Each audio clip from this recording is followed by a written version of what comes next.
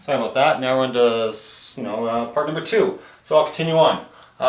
So you can come in, instead of spiking it. So I'm talking about if the guy's passing and you think he's going to do a brush lane.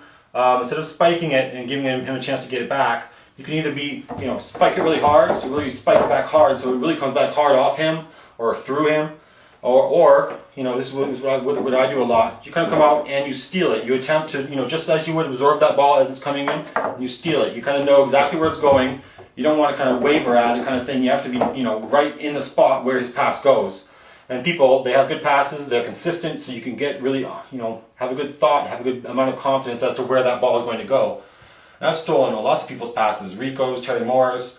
If there's a little bit of a soft lane in there, you can just you can pretty much just play around if you want as they're playing with the ball like this, and all of a sudden if you think he's going lane, it's like bang, you get right in that right in that spot.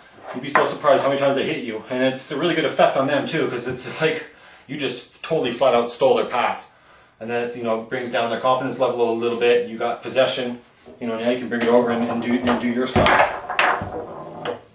So that's that bit. So that's we covered the things when you have the ball. What can you do? A few things when they have the ball. What you can do. Now finally, loose ball. Loose ball for me is all about anticipation. Now it depends on what type of player you are. If you're like a twitch player or like a jock player, that's really just all about momentum and speed, and not much strategy involved in the game. Then possibly being really aggressive with the ball is good for you, and just being really reactionary. For me, when I'm in that mode, I tend to be able to play both modes. I tend to be able to play that jock type player or that professor type player who needs to be slow, controlled, methodical. I can switch back and forth between one if one's not working.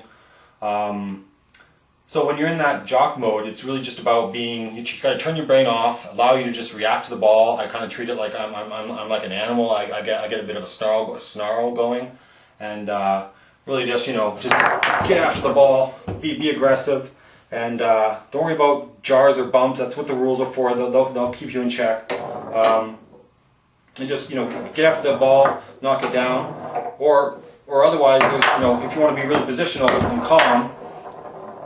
Just put that guy right where you think it's going to be.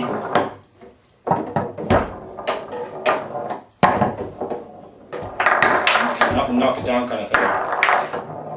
There's a couple different ways that you can actually pick up that ball. One, that more aggressive player, I think, what they can do a lot, really well if the ball's coming in, they can kind of like knock it down. Like I didn't really try to control it, I tried to knock it down, slap the ball down as it went through, kind of thing. I've seen a lot of good Twitch players do that really well. Normally I don't. I really like to put that guy right in the way. So if you're more methodical and that ball's coming through, then maybe you can just stay within your control, stay within your own tempo, your own game, and allow yourself to stay there just by reacting to where that ball is, anticipating, and then you'll be able to maintain your composure and play your game the way you want.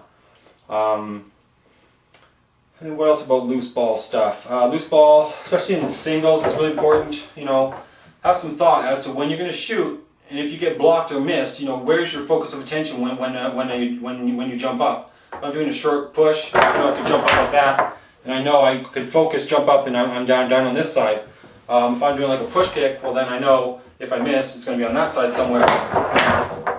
You can jump up and get to that ball. Just with that anticipation, that focus as to where things are going to end up.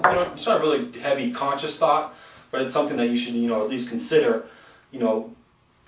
Helps get those 1 or 2 extra blocks per game. So